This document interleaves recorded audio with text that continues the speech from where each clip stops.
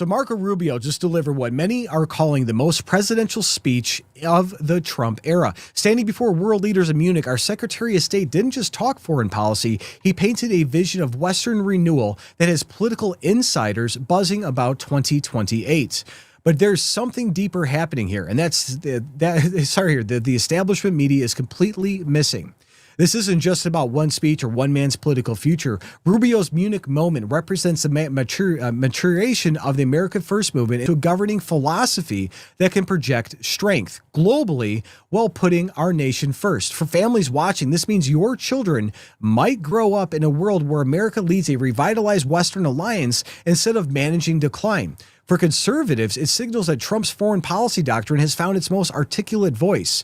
And for the political establishment, it's a nightmare because Rubio just proved you can be both nationalist and an internationalist, both America first and pro-Western civilization. The old globalist versus the isolationist debate is dead, and what's emerging is something entirely new. So speaking of reshaping America's future, there's another story unfolding that deserves your attention.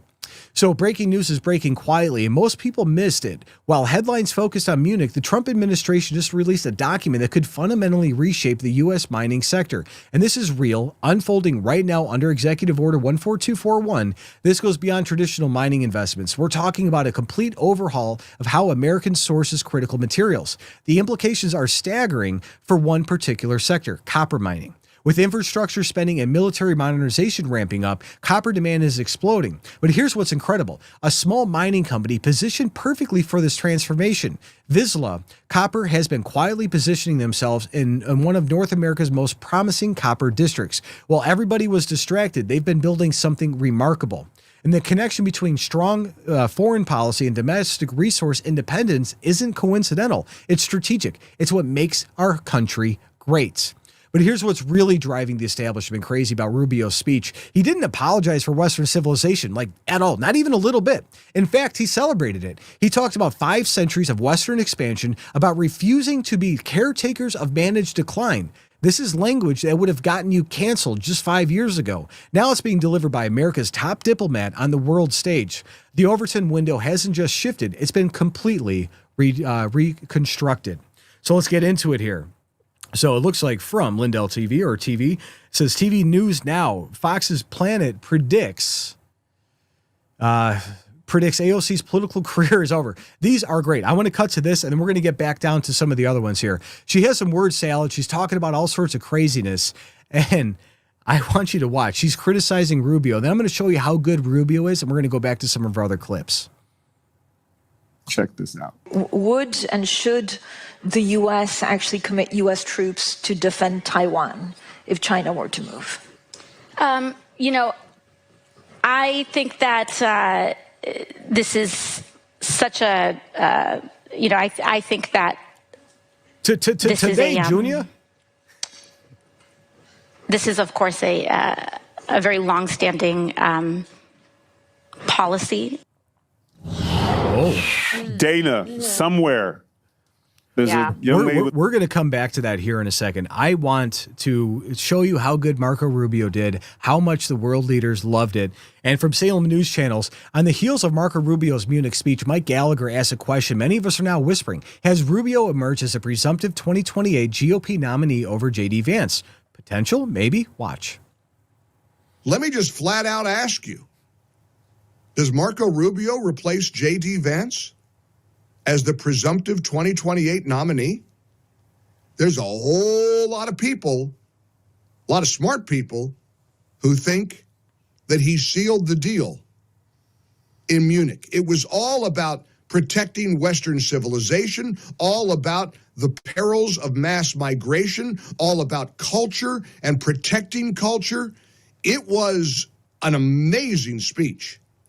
And for many people, this sealed the deal, and Marco Rubio is going to be the 2028 nominee, not J.D. Vance. A lot of people expected this to be a J.D. Vance, Marco Rubio ticket. Maybe that order just got flipped. Maybe it's Marco Rubio and J.D. Vance.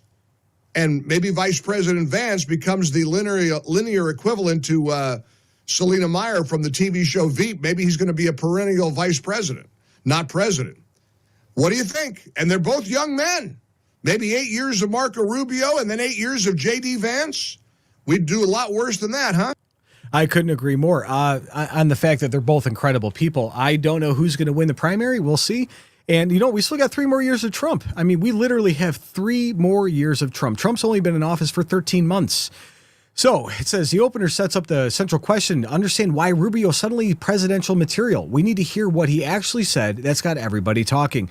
And Marco Rubio is just incredible. He's doing a spectacular job. I love every meme that, if you guys, I don't know, let me know in the comments if you've seen the memes of Rubio sitting on the couch, and for the halftime show, he's got like all the different like musical instruments on, like, hey, he's got to fill in for the halftime show, or he's got 50 different hats or 100 different jobs. He's a boss. He's running. It says, attention, Marco Rubio just destroyed the globalists for their absolute failure to achieve peace. No intention to insult, just the facts are ruthless. The United Nations has failed. No European country has achieved anything. The number one interest of the United States is protecting the U.S. Only comment is the United States' interest is to see the war end, and we want to do what we can to make it end. We're the only nation on earth that apparently can get both sides to the table to talk. I'm not here to insult anybody, but the United Nations hasn't been able to do it. There's no other country in Europe that's been able to do it. The United States has been successful at being able to get both sides to talk. I mean, for the first time, you know, I don't know, in a number of years, you actually have at a technical level military officials from both sides sat down last week in the Middle East, and we'll restart those talks again in Geneva later this week. And, you know, the Geneva talks and all these talks that they're doing over there, you have Italy just deployed their military to stop people coming over on boats and invading their country. That just happened this week as well. All of this is happening in the same time that Marco Rubio and our State Department, we've got the G7, we've got these conferences, we got Geneva, we have all these things happening right now. And America is telling the world, you were wrong. Look at Japan. Japan just banned a lot of things that were ruining their country. A lot of other European nations need to follow suit. So this is the substance, but watch how this Munich moment is already being weaponized by Trump allies who see Rubio as their 2028 golden ticket. From Eric Daughtry, it says, breaking, Democrats are growing worried about 2028 after Marco Rubio's wildly acclaimed speech, masterclass shutdown of a fake news reporter. They're worried he can form an unstoppable ticket with JD Vance, and they know, especially if they get rid of all the illegals and we have a better electoral college vote. Check it out. And let me just make one more point, because I think you asked him a question in order to see if you can get him against us with something about, oh, you criticize. A lot of countries didn't like what we did in Venezuela. That's okay. That was in our national interest. I'm sure there's something he'll do one day that we don't like, and we'll say, hey, we didn't like you did this. So what? That doesn't mean we're not going to be friends. We're not going to be partners. We're not going to be able to cooperate with one another. Countries express their opinion all the time. We have very close allies that didn't like what we did in that regard. I can tell you what, it was successful. We're proud of it. It was necessary because the guy was a narco-terrorist, and we made him a bunch of offers, and he chose to tore them out. And look what's happened in Venezuela in the 6 weeks since he's been gone. Okay, now it's got a long way to go. There's still much work that needs to be done, but I can tell you Venezuela is much better off today than it was 6 weeks ago. So we're very proud of that project, and I know some will disagree and didn't like, but irrespective, I think everyone can now agree that Venezuela has an opportunity at a new future that wasn't there 6 weeks ago. So speaking of Venezuela, so half the world hated what we did there, and that's fine. Let them hate it. We don't care about what they have to say. The oil field workers and the people that worked inside of that country, they went from making $200 a week to $1,500 per week to work the same job that they just had. The first thing the United States did after we did that, we flew in C-17 after C-17 and transport planes and made sure they had food, water, and the things that they needed to be handed out to everybody. And we're making sure that beef is coming in and food is coming in and that people aren't eating their pets anymore. That's what these people were dealing with. My cousins are from Venezuela. They're from Caracas. They fled it back in 1997 to escape all the crazy things that were happening. And then again, they went back over there when things were getting good, and they escaped it again in 2012. They were lucky to get out. So here's where it gets interesting. Democrats aren't just worried about Rubio alone. They're panicking about him potentially teaming up with Vance. But first, we're seeing the unusual suspects try to muddy the waters. We've got something from Amuse saying racism. Of course it's racism. Guess what? Who invited AOC to represent America in Europe? Just listen to her explain that being white is imaginary. We don't deserve the same status as blacks, Hispanics, or Asians. That's an AOC thing to say. Let's see. There's a very big difference between whiteness and national, like your actual culture, right? Whiteness is an imaginary thing. Being German is real. Being Italian is real. Being English. These are rich cultural heritages that are based on values, and they are so much a part of what make our cultures and our societies what they are. Okay, so let's just discount everything else and throw it out with the baby with the bathwater, I guess. I mean, being white's evil, guys. And if we said that, if she were to go on there and say the same thing about Hispanics or anybody else or black people or whatever, she would be, thrown out on the street and then probably tar and feathered. But she could just say whatever she wants because apparently that doesn't matter. So this racial tangent is exactly the kind of distraction AOC uses when she can't attack the actual policy. And sure enough, she took the bait on Rubio's speech. From End Wokeness, AOC mocks Rubio. My favorite part is he said cowboys are rooted in Spain. Speak to Mexicans and African slaves. But guess what? Spain brought horses to the Americas. Huh. Watch. Rubio's speech was a pure appeal to Western culture. My favorite part was when he said that American cowboys came from Spain. I thought they came from Winnetou, but I believe the Mexicans and descendants of African enslaved peoples would like to have a word on that.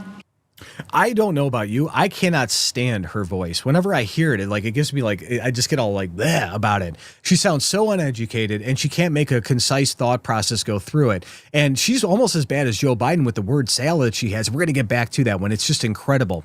But it says AOC's attack backfires particularly because she got basic history wrong yet again, just like most socialists do. But here's what Rubio was actually building toward that Western civilization theme. From Secretary of State Marco Rubio, it is time to unshackle our ingenuity and build a new Western century. Watch. Together, we can reindustrialize our economies and rebuild our capacity to defend our people. But the work of this new alliance should not be focused just on military cooperation and reclaiming the industries of the past. It should also be focused on together advancing our mutual interests in new frontiers, unshackling our ingenuity, our creativity, and the dynamic spirit to build a new Western century. Commercial space travel and cutting-edge artificial intelligence, industrial automation and flex manufacturing, creating a Western supply chain for critical minerals not vulnerable to extortion from other powers, and a unified effort to compete for market share in the economies of the global South. Together, we can not only take back control of our own industries and supply chains, we can prosper in the areas that will define the 21st century. And that's what America and the West has been good at for so long. Supply chains, infrastructure, medical advancements, all of these things happen because the United States and Western European countries and other countries, there's other ones outside of that too, that actually contribute to society to make life better for everybody. Clean water, Starlink from Elon Musk. He's giving out free schooling to a lot of kids in impoverished nations. He's dropping those things into the village with free schooling systems so those children can learn and they can build better villages. All of these things are happening because we care, because we want this to happen for the whole world. And these guys say we don't care about them? It's insane. But that's the philosophy. But here's a money quote that has foreign policy establishment absolutely losing their minds. From Rapid Response 47, another Secretary Rubio, we're in America and have no interest in being polite, orderly caretakers of the West's managed decline. Amen. For 5 centuries, before the end of the Second World War, the West had been expanding. Its missionaries, its pilgrims, its soldiers, its explorers pouring out from its shores to cross oceans, settle new continents, build vast empires extending out across the globe. But in 1945, for the first time since the age of Columbus, it was contracting. Europe was in ruins. Half of it lived behind an iron curtain, and the rest looked like it would soon follow. The great Western empires had entered into terminal decline, accelerated by godless communist revolutions and by anti-colonial uprisings that would transform the world and drape the red hammer and sickle across vast swaths of the map in the years to come. Against that backdrop, then, as now, many came to believe that the West's age of dominance had come to an end, and that our future was destined to be a faint and feeble echo of our past. But together, our predecessors recognized that decline was a choice, and it was a choice they refused to make. This is what we did together once before, and this is what President Trump and the United States want to do again now, together with you. And this is why we do not want our allies to be weak, because that makes us weaker. We want allies who can defend themselves so that no adversary will ever be tempted to test our collective strength. This is why we do not want our allies to be shackled by guilt and shame. We want allies who are proud of their culture and of their heritage, who understand that we are heirs to the same great and noble civilization, and who together with us are willing and able to defend it. And this is why Amen, guys. So even when the most measured voices in Washington are calling a speech consequential, you have to know something seismic just happened. From Catherine Herridge, consequential speech in Munich. national security, which this conference is largely about, is not merely a series of technical questions. How much we spend on defense or where, how we deploy it, these are important questions. They are. But they are not the fundamental one. The fundamental question we must answer at the outset is, what exactly are we defending? Because armies do not fight for abstractions. Armies fight for a people. Armies fight for a nation. Armies fight for a way of life. And that is what we are defending. A great civilization that has every reason to be proud of its history. And when you swear into the military, you swear an oath to the Constitution. You don't swear an oath to, the flying spaghetti monster. You don't swear to Republicans. You don't swear to Democrats. You go out and you fight to protect the American ideal, our way of life, our republic, our Constitution, our freedoms, and our ability to help share that freedom to the rest of the world when they need the help or when they want the help. And Marco Rubio could not be more correct on that one. So it's, I mean, what the left's doing is just absolutely insane. I want to get back to one of these AOC clips. This is priceless. Kamala Harris couldn't have done a better job. You know, we look at what happened in Venezuela, for example. It is not a, it is not a remark on who Maduro was as a leader. He canceled elections. He was an anti-democratic leader. That doesn't mean that we can kidnap a head of state and engage in acts of war just because the nation is below the equator. And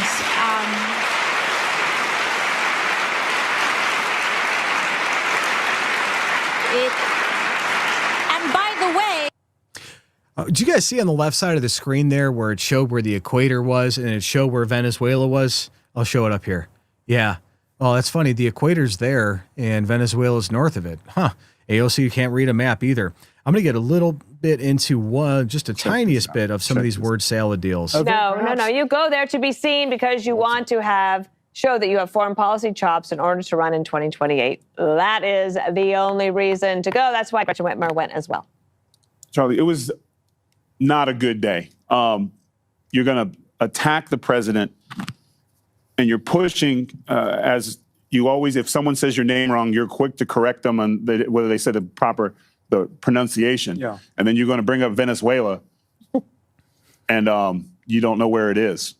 Yeah, you would think that, she would be prepared to answer a question about our biggest geopolitical adversary on the planet, especially compared to the sterling performance that Rubio put on there. And I mean, she doesn't even know where China is on a map, most likely. So, but the most telling moment was when Rubio declared decline was a choice, and it's a choice America refuses to make. That's not diplomat speak. That's presidential rhetoric. The 2028 race just got the first real contender, and he's not even officially running yet. The question isn't whether Rubio will run, but whether anybody can stop him from inheriting Trump's movements.